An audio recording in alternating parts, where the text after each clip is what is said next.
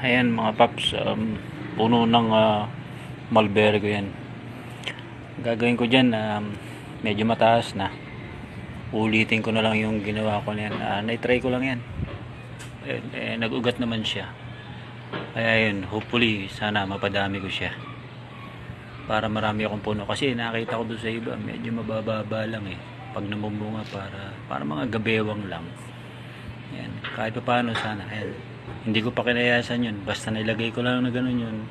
Naisipan ko lang. No? Kaysa kasi dati doon sa damit lang binabalot pa natin na gano'n. Ngayon na yun. Kitang-kita ko na. Kung may ugat siya. Ayun, okay naman yan. Namumunga na nga rin siya. Kaya bala ko siyang sunod-sunod. Gagawin ko na yung gano'n. Ayun.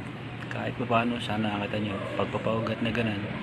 Kita na natin kagad. Ano po? Maraming salamat po sa mga mag-views at magla-like. Thank you.